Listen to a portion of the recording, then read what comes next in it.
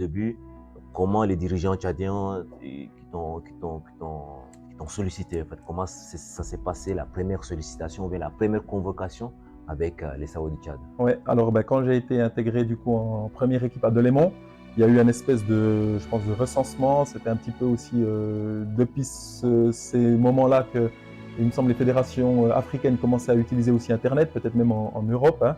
Et puis du coup, ils ont, à mon avis, recensé tous les joueurs tchadiens qui évoluent en Europe, et on a eu une espèce de mise au vert, une espèce de présélection en France pour aller y faire un espèce d'entraînement. Et puis j'y suis allé là pour, c'était l'équivalent de 2 jours.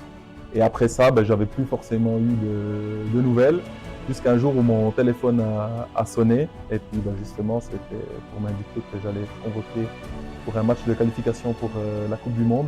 C'était au Mali. Et puis c'est vrai que c'était, voilà, je m'y attendais quelque part pas, donc c'était une surprise. Et puis il y a plein d'émotions qui se sont emmêlées, et puis ça allait très très vite, hein, Oui. parce que je crois que j'ai reçu le coup de téléphone le jeudi, et il fallait prendre l'avion le vendredi matin. Donc voilà, tout s'est précipité, j'ai pas eu le temps de vraiment penser à tout, réfléchir à tout. Et puis après, c'était parti pour ce voyage au Mali. Ouais. Ah, super, super. Donc, ça, c'était ta première sélection. Donc, tu as fait. Pendant combien de temps tu étais dans l'équipe nationale? Alors ma première sélection, c'était justement en 2008, et j'ai joué dans l'équipe nationale. Mon dernier match, c'était au Qatar contre le Yémen, un match amical, et ça c'était en 2014, donc sur environ 6 ans. Ouais. Environ 6 ans. Ouais.